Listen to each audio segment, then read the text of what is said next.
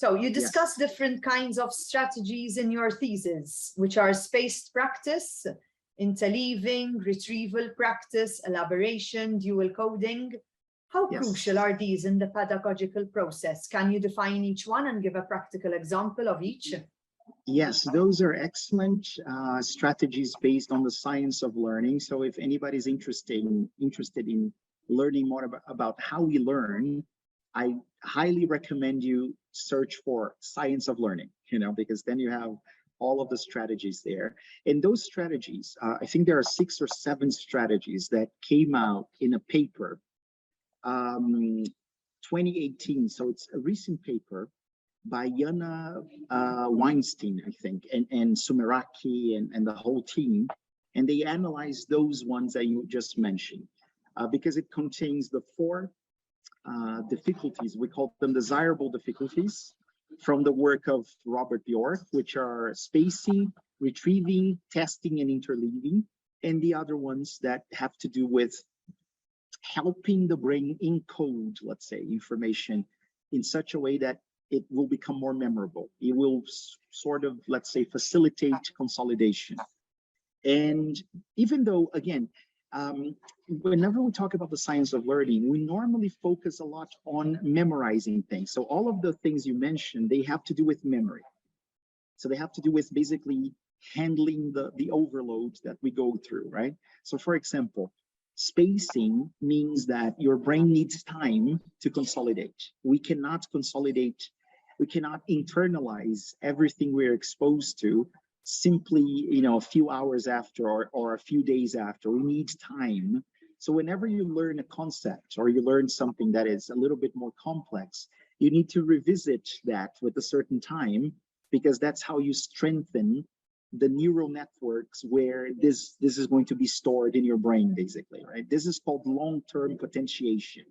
So you need to go back to the concepts, the things you were learning, so that you can strengthen that, and then it becomes natural, automatic. You don't have to think about. So you basically release your working memory from all of the work, So it's sort of automatic. It's in your long-term memory. Of course, you have to retrieve it. So you have to bring it back to your working memory so you can use it, so you can manipulate it, right? And this retrieving practice that we normally don't do as much as we should is incredibly effective. So instead of teaching something and simply asking questions such as, does everybody understand? Everybody okay? You should ask, okay, tell me 2 things you can remember about the things that we've been discussing here. So that's retrieving. It's really bringing back to your working memory the things that they're being exposed to. And this reinforces the neural networks as well. And then the other thing, for example, dual coding. This is something that comes from the idea of, we have a working memory system or diagram that came from the research of Badley in the 70s, and then he revisited everything in the 2000s. And basically he says that we have a central, he calls it executive, that kind of controls everything, but then we have different channels that we use to encode information. And he talks about the visual spatial sketchpad, and that has to do with visual cues in the environment. And he talks about the phonological loop, so that has to do with sound, right? So, and then basically what that means is, it's better to look and listen to something rather than just look or just listen to something. So it's we encode information better in our brains if we see that information, if we receive input in different ways or different types of media, let's say. So, if you are listening to a wonderful professor and he's giving a lecture, but there are no visual aids, it's just his voice, and you are not taking notes, you're not doing anything, you're going to remember far less than if he was talking and showing slides with pictures, let's say, and you were taking notes, because then you have the visual element plus the phonological element. That, by the way, that doesn't have anything to do with learning styles. That's a neuromyth, by the way. But the thing is, we can better recover or retrieve information if it's being encoded, or if it's being let's say, consolidated through multiple representations, So that's why the most vivid memories that we have, they normally really involve all of our senses, especially our sense of smell, right? Which is incredible because you can remember very vividly situations just because of the smell. So you just smell that again and you go like, you can remember where you were, the colors of the wall, the people you were talking to, right? Because again, you're involving all of your senses. So that's the idea of dual coding. And elaboration is really about thinking deeper about something. So this has to do with the levels of processing of, I think it was Craig and Lockhart who created this memory system that basically you have the superficial level, and then you have a level that goes a little beneath. It's a moderate level of encoding, and then you have the deeper level. And then normally when we learn something, we stay at the superficial level, and which means that it could go away very quickly. But if you start attaching other neural networks, your prior knowledge to this, and make it deeper, which means basically asking lots of open-ended questions instead of, what, you ask why or how, and then you start elaborating more, let's say, then this will become more ingrained, let's say, in your brain, more embedded because it's going deeper. And then you can more easily access through different channels, let's say. So those are excellent strategies. I recommend everybody to read the paper. I think the paper is Teaching the Science of Learning by Jana Weinstein and Sumeraki, I think. So yes, I'll upload it together with your video blog. Excellent. Since Wonderful. You're referring to it, yes. You are very efficient, Erica. Thank you very much.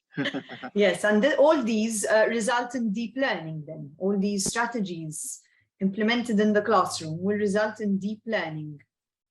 That's the idea, because superficial learning can fade away more quickly, let's say. It's just, how many times have we learned something just to pass the test, for example, very superficially, and then honestly, a couple of days after the test, you don't remember anything about it, right?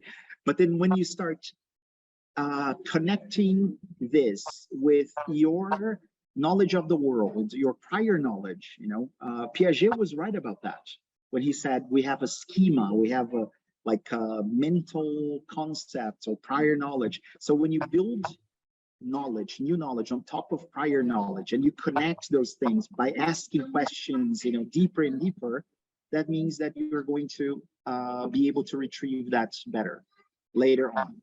And that's the idea, deeper learning, always, Yes.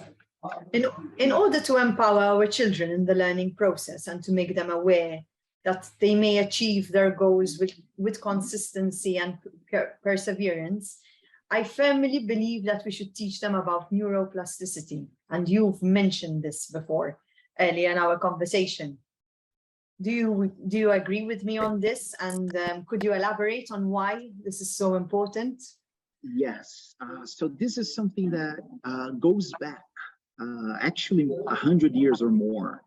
Because we found out that our brains are incredibly plastic when Santiago Ramon y Cajal, who was a Spanish doctor, I visited the School of Medicine in Barcelona, where he studied. He discovered that our brains, our neurons, they are not continuous. There are small gaps between the neurons, and he used Golgi. Golgi was a very important, they actually won a Nobel Prize because he used his staining technique to see that there were tiny gaps between the neurons that later they were called synapses, right? So we know that neurons, they can grow and they can regrow and they can actually change their network, because it's not fixed. There's a gap there, and this is really the property, the most incredible property of our brains, of neuroplasticity, which means that we can always make new connections and change the current connections, and we can even prune away connections that we're not using. And so our brains are incredibly flexible in that sense. Of course, we lose, our ability to do that over time as we grow older, but we never fully lose our plasticity. When you teach that to kids and teenagers and anyone, and they realize that you can always make new connections, that means that you can always learn, you know. And we have research showing, based on interventions of, you know, neuroplasticity, that when you tell kids that they can always make new connections, that their brains are different now than they were 5 minutes ago, when, you know, before this connection that they made, they realized that they have this incredible learning potential that they can always learn because their brains can always make new connections, right? So I believe in exactly what you said, you know, Erika. They need to know that about their brains. They need to know that their brains can be reshaped in many important, of course, I'm not saying that we can completely change everything. A lot of our connections, the deeper connections that we form as we're growing as kids, you know, if we're not exposed to certain stimuli when we are babies, for example, we will never develop them fully. And language might be one of them. So we have an example of feral children who have been abandoned by their parents. And after many years surviving in the wild, for example, they cannot really learn language, not as they should anyway.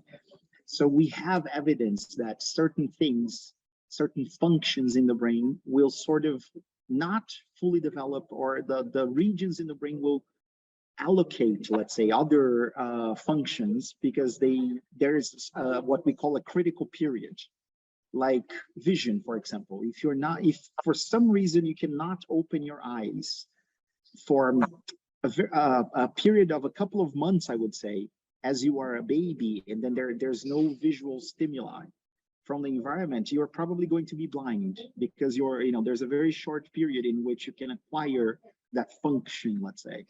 But learning concepts and procedures, and habits, changing your habits, this is always possible. It is always possible because of plasticity. And this is something that is transformative, I think. Whenever we discover, so again, that's why I mentioned Santiago Ramon y Cajal, because he was the man who gave us this amazing property of the brain because of his research showing that the synapses, the region where the neurons communicate and there's a lot of exchange of neurotransmitters, they can always make new connections, we have 86 billion neurons in our brain, according to a wonderful Brazilian researcher, Susana Herculano Holzon. And each one of those neurons could potentially connect thousands of times, so one neuron can actually connect even 10,000 times. So imagine the possibilities. You can always change that network and you can always learn better. My last question to you, Andre, why might learning more about education neuroscience be very beneficial to educators? Yeah, because I think if we go back to the idea of metacognition, because when you learn about educational neuroscience and mind-brain education, science of learning, educational psychology, because I would call them sibling areas, they're all part of the same big movement, let's say. When you learn about those things, you become more aware of how the brain works, of how the mind works. And then you become more aware of your practice as an educator. If you are using strategies that align with the function and the structure of the brain. And then once you are aware, you can make changes. You can, so again, metacognitive awareness, metacognitive experiences, metacognitive regulation. So when you become aware and you test and you experiment and you read the literature and you try different things in class and you see that those things work better, and then you keep doing those things, you are going to be doing a wonderful thing for your students, because you can help them learn more effectively. And you would not know those things if you hadn't studied educational neuroscience or mind-brain education. It's very similar to here in Brazil, and I'm sure this happens all over the world. If you have to get your car repaired, you got to fix your car. and you don't know how the systems inside your car work, so, and you take it to the mechanic's office, or, and then there's something wrong in the car, and you have absolutely no idea how anything works. He or she can tell you anything about what's going on, what's wrong, and you're forced to believe it. You just have to pay whatever they ask you to pay, because you can't really tell the difference, right? So when you learn about the brain, when you learn about how we learn from a molecular level, from a psychological level, from a neuroscientific level, then if so let's say if the mechanic comes to you and says, this is what's wrong and this is how much I'm going to charge, then you can go, well, I know about this and you were lying, this is not how the car works, how the engine works. And I think we don't have to simply accept what's given to us, because it's part of tradition, because, my teachers taught me that way, I learned that way. You are actually using the collective knowledge of so many scientists, people who came before us and built this amazing, there are amazing contributions that are available.